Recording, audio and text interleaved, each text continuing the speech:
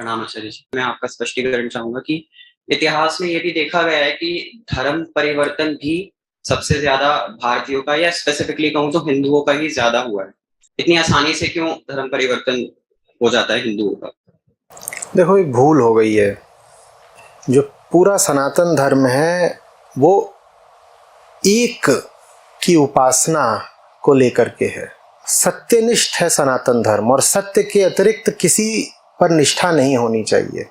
सत्य एक है, लेकिन सत्य के प्रति एक निष्ठा के साथ साथ हिंदू धर्म में अनेकीश्वरवाद भी चला है, जिसमें तमाम तरह के दो छोटे मोटे देवी देवता ये वो सबकी पूजा का आ गया। अब उसका एक प्रयोजन था, प्रकृति की पूजा की गई, जो इतने सारे देवी देवता रचे गए कि ये पूज्य हैं। उसका प्रयोजन था, उसका प्रयोजन ये था कि मनुष्य को जीना तो संसार में ही है, तो संसार के प्रति एक अनुग्रह का भाव होना चाहिए। तो इसलिए संसार में जो कुछ भी है उसको भी पूजनीय मानो। लेकिन हुआ क्या कि इस चक्कर में हिंदुओं ने संसार को ही पूजना शुरू कर दिया। वो जो एक ब्रह्म है उसको बिल्कुल भूल गए।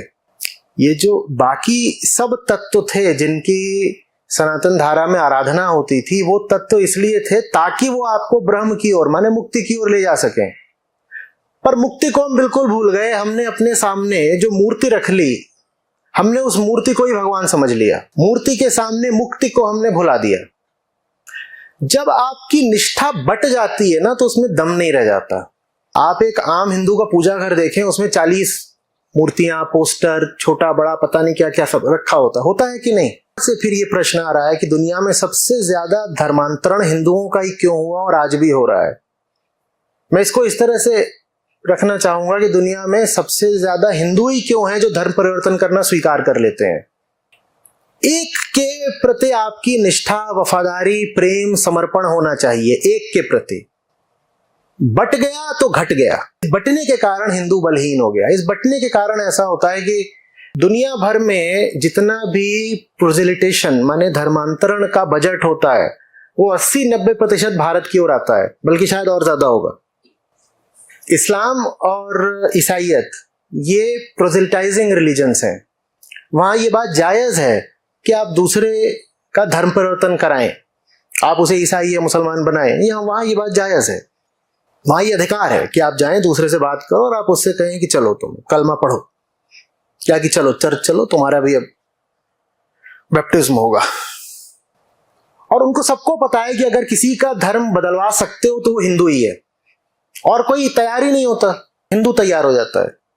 क्योंकि हिंदू ने एक सत्य, एक ब्रह्म, एक निष्ठा की जगह 1000 और चीजें पकड़ ली और उन बातों को बहुत महत्व दे दिया, तो हिंदू बलहीन हो गया।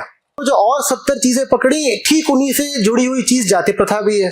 50 चीजों की उपासना करते हैं, उसी कर्मकांड से जुड़ी हुई चीज है जाति प्रथा। आप जब अपने ही लोगों को नीचा, निम्न, दलित घोषित कर दोगे, क्यों धर्म में रहना चाहेंगे? वो तैयार हो जाते हो, कहते हैं हम जा रहे हैं, हम दूसरा धर्म स्वीकार कर लेंगे।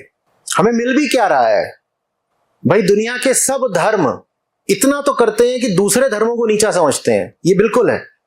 आप एक आम मुसलमान के पास जाएं, उसमें एक आंतरिक श्रेष्ठता का भाव होगा। वो कहेगा मुस्लिम ऊपर है, हिंदू नीचे है।